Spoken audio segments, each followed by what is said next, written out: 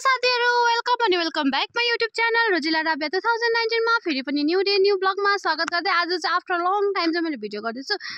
अनि आज चाहिँ यसो टाइम पास गर्नु निक्लेको नि त हैन, अब यसो घुम्नु जस्तो भनौँ न त्यस्तै खालको टाइपले निक्लिनु चाहिँ तर मेरो हस्बेन्डलाई चाहिँ डर लागिरहेछ। अन्त बहिनीहरु पनि उता घर गएको, अन्त उनीहरुलाई पनि सुकियासम्म छोडिदिनु पर्यो भनेर म पनि सुकियासम्मै चाहिँ जान्छु होला सायद स्कुटीमा। त्यहाँबाट चाहिँ हामी सेरिङतिरै जाऊँ भनेर सोच्दैछु।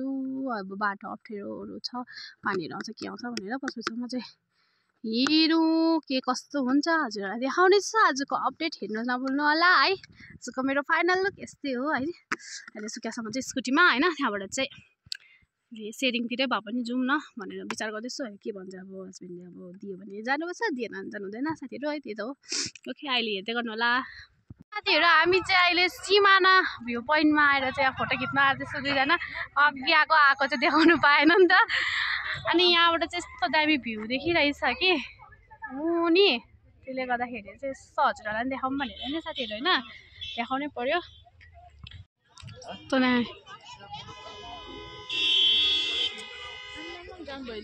तो दामी भ्यू भ्यू हेरेर सिजन लागेर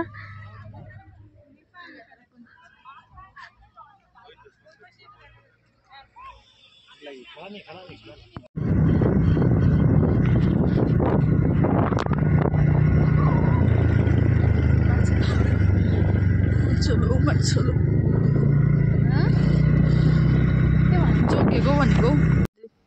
सो साथीहरू अहिले चाहिँ हामी सिमानादेखि अलि मुनि आइरहेछु है। हामी चाहिँ पाइन फरेस्टै होला सायद है, पाइन फरेस्ट जस्तो लाग्यो। हामी चाहिँ यहाँनिर यसो फोटोसोटो गर्दैछौँ नि त।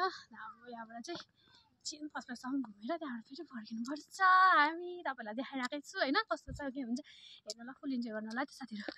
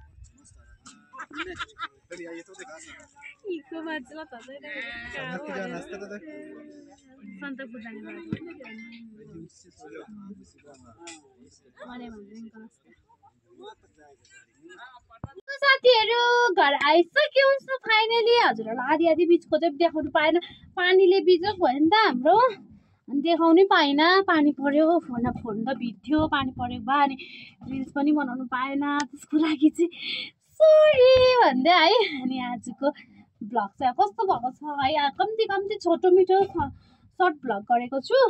अनि त्यो चाहिँ हजुरहरूले हेरिदिनु होला। अनि धेरै भन्दा धेरै माया अनि साथ सपोर्ट गरिदिनुहुन्छ भने धेरै आशा गरेको छु।